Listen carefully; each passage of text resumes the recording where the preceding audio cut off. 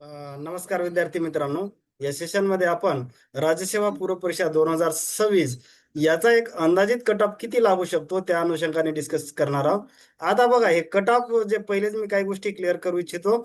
Cut off हे exact कोणी सांगू शकत नाही, आयोगाशिवाय कुणालाही कट ऑफ एक्झॅक्ट सांगता येत नाही. मग कट ऑफ सांगणारे लोक काय करतात, तर फार फार तर ते कट ऑफच्या जवळ जाण्याचा प्रयत्न करतात. असा एक्झॅक्ट परफेक्ट कट ऑफ आयोगाशिवाय कुणीही सांगू शकत नसते, तर ही गोष्ट लक्षात घेणे गरजेचे आहे.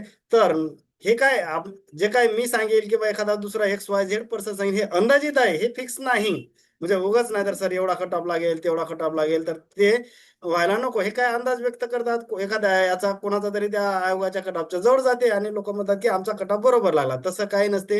हा नुसता केवळ आणि केवळ योगायोग आहे. तर त्याच्यामुळे हा ज्याचा त्याचा विश्वासाचा प्रश्न आहे. तर फक्त आपण काय करू की अंदाजित व्यक्त करू, बाकी असं परफेक्शन किंवा परफेक्ट कट ऑफ असा कुणीही सांगू शकत नाही, हे लक्षात घेणं गरजेचं आहे. आता एक्सपेक्टेड कट ऑफ किती, तर बघा, कट ऑफ ठरवणारे काही फॅक्टर्स असतात.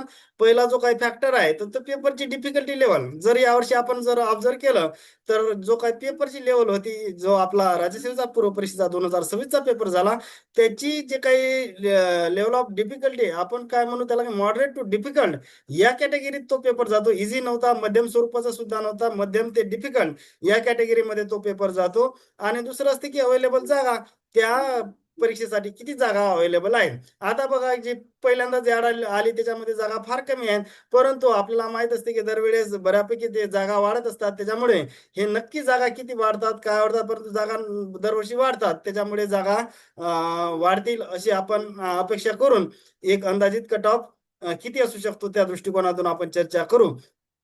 म्हणजे आता बघा, सब्जेक्ट वाईज जर अनालिसिस करायचं झालं, तर पहिला सब्जेक्ट आहे आपला इतिहास. त्याचे 15 प्रश्न असतात. आता इतिहास जर बघितला तर फार डिफिकल्ट आला यावेळेस. असं नाही की बाबा सरळ सरळ किंवा जोड्या लावा इझी होत्या किंवा वन लाईनर प्रश्न होते किंवा स्ट्रेट फॉरवर्ड प्रश्न होते, असं काही नव्हतं. तर मग त्याच्यामुळे आता इथं एखाद्या ॲव्हरेज विद्यार्थ्याला किती मार्क्स हे प्रश्न नाहीत. मार्क्स पडू शकतात ते एक मी मेन्शन केलं, तर 6 ते 7 मार्क्स मिळू शकतात ॲव्हरेज विद्यार्थ्याला. म्हणजे एखाद्या ॲव्हरेज विद्यार्थ्यानं जर समजा 9 प्रश्न बरोबर आणले किंवा 8 आणले, तर त्याचे वरचे किती चुकले, 7 चुकते, किंवा 9 आणले तर 6 चुकते. म्हणजे त्याच्यावर त्याला 1.5 ते 2 मार्काचा फाईन बसून असं त्याच्याजवळ मार्क्स किती राहतील, 6 ते 7 मार्क्स या इतिहास विषयात उरतात. हे प्रश्न नाहीत, हे मार्क्स आहे. म्हणजे निगेटिव्ह मायनस करून 15 पैकी जर त्याचे 8-9 बरोबर आले, तर त्याला 1.5-2 मार्काचा फाईन बसून एक साधारण 6 ते 7 मार्क्स त्याच्याजवळ शिल्लक राहतात. या अँगलनं हे आपण हे विचार केलेला आहे. म्हणजे हे मार्क्स आहेत. म्हणजे कट ऑफ निगेटिव्ह मायनस करून त्या सब्जेक्टचे. तर त्याला इतिहासामध्ये एखाद्या ॲव्हरेज विद्यार्थ्याला 15 पैकी 6 ते 7 मार्क्स मिळू शकतात. नंतर भूगोल. भूगोलचे जे 15 प्रश्न होते मध्यम स्वरूपाचे होते, म्हणजे हे फार डिफिकल्ट नव्हते, फार इझी सुद्धा नव्हते. तरी त्यामुळे ॲव्हरेज विद्यार्थ्याला इथं 7 ते 8 मार्क्स मिळू शकतात.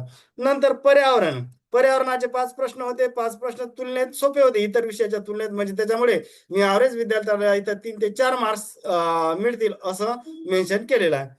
नंतर विज्ञान. आता विज्ञानचे दरवर्षी जरी वन लाईनर प्रश्न दिसतात आपल्याला, परंतु ते इझी नसतात, कारण की ते प्रश्न किचकट असतात. त्याच्यामुळे विज्ञानच्या कॅटेगरी सुद्धा अवघड प्रश्न असते. 20 पैकी त्या विद्यार्थ्याला, एक ॲव्हरेज विद्यार्थ्याला 8 ते 9 मार्क्स मिळू शकतात. प्रश्न नाही, हे मार्क्स आहेत. जर त्या विद्यार्थ्याचे समजा साधारण 11-12 प्रश्न आले, तर त्याचा जे काही फाईन वगैरे त्याच्यावर बसून त्याला 8 ते 9 मार्क्स असे ॲव्हरेज विद्यार्थ्याला तिथं मिळतात. नंतर अर्थशास्त्र, त्याचे 15 प्रश्न असतात. तो सुद्धा मध्यम स्वरूपाचा होता, म्हणजे काही फार इझी नव्हता, फार अवघड सुद्धा नव्हता. त्याच्यामुळे इथं 7 ते 8 मार्क्स त्या विद्यार्थ्याला मिळतील. नंतर राज्यघटना, त्याचे 15 प्रश्न आहेत. ते सोपे आहेत तुलनेत. इथे म्हणजे पर्यावरण आणि जो राज्यघटना विषय आहे, इथं त्या परीक्षेत थोडेसे सोपे दिसतात. मग त्याच्यामुळे मी इथं 9 ते 10 मार्क्स लिहिलेले. ॲव्हरेज विद्यार्थ्याला 9 ते 10 मार्क्स. म्हणजे त्याचे जर 11-12 प्रश्न आले, तर त्याला फाईन वगैरे बसून 9 ते 10 मार्क्स त्याला मिळतात. नंतरचा जो काही विषय आहे, करंट अफेअर्स, चालू घडामोडी ज्याला आपण म्हणतो, त्याचे 15 प्रश्न. आणि ते सुद्धा एक अवघड स्वरूपातले आहेत. म्हणजे कसं अवघड स्वरूपाचे, म्हणजे 8-9 प्रश्न येऊ शकतात की ॲव्हरेज विद्यार्थ्याला, आणि त्याच्यावर जे काही बसणारा फाईन. तर असं करून ते विद्यार्थी 6 ते 7 प्रश्न, त्या 6 ते 7 मार्क्स त्या विद्यार्थ्याला मिळतील. म्हणजे मग आता सर तुम्ही म्हणसाल सर कट ऑफ किती लागते, हे तर जर झालं, जर आपण हे मिनिमम थोडस मी क्लिअर करतो याला. म्हणजे हा जर आपण मिनिममचा, जर आपण याची सगळ्यांची ऍडिशन केली एवढ्या ब्लॉकची, जो काही दिसते, तर याची ऍडिशन येते साधारण एक 46.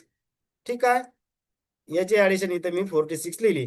नंतर मॅक्झिमम मार्क्स वाला जर मी केलं ॲव्हरेज विद्यार्थ्याचं ऍडिशन याची येते 53, हे इथं मी लिहिलो 53. आता मग कट ऑफ 106, मग तुम्ही सर कट ऑफ काय 106 लागणार आहे का? तर तसं नाही विद्यार्थी मित्रांनो, हे मॅक्झिमम टोक आहे. तर एक जर अंदाजित कट ऑफ सांगायचा जर झाला तर जनरल कॅटेगरीसाठी, ओपन जनरलसाठी हा एक मला असं वाटतं की 92 ते 100च्या दरम्यान असा लागू शकतो. हे शकतो म्हणतो मी, फिक्स सांगत नाही. म्हणजे मग तुम्ही म्हणसाल सर एवढी मोठी स्पेस कशाला, एवढी मोठी रेंज का सांगितली? कारण की 92 ते 100 ही मोठी रेंज झाली ना, 8 मार्काची रेंज सांगितली मी. तर रेंज याच्यामुळे सांगितली की जागा किती वाढतात हे माहिती नाही, सेकंड आन्सर की मध्ये किती चेंजेस, प्रश्नाचे उत्तर इकडे तिकडे होतात हे माहिती नाही. त्याच्यामुळे इथं थोडीशी 8 मार्काची मी एक स्पॅन ठेवला, म्हणून मी नाहीतर विद्यार्थ्यांना वाटते, बऱ्याचदा वाटते की एवढी मोठी रेंज कशाला, मग तर कोणी कट ऑफ सांगते. अरे कोणी कट ऑफ सांगते म्हणजे कसं असते की सेकंड आन्सर की मध्ये बऱ्याच चेंजेस होतात, आणखी किती जागा वाढतात हे आपल्याला नक्की माहित नाही. त्याच्यामुळे ही मी थोडीशी जास्त रेंज ठेवली. तर सध्या आपण 92 ते 100 हे अंदाजित कट ऑफ वाटतो मला की बाबा लागू शकतो. असा काय मी काय फारसा कट ऑफ सांगणारा फार मोठा काही तज्ञ नाही किंवा मला जास्त समजते अशातलाही भाग नाही.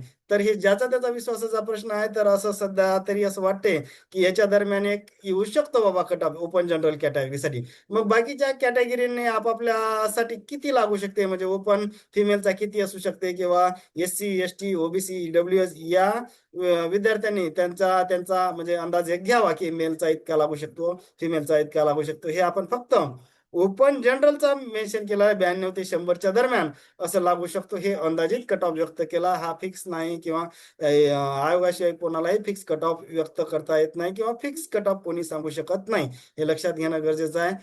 तर होप करतो की सगळ्यांचा स्कोर चांगला आलेला असेल. सगळ्यांना मेन्ससाठी किंवा पुढील अभ्यासासाठी शुभेच्छा. थँक्यू.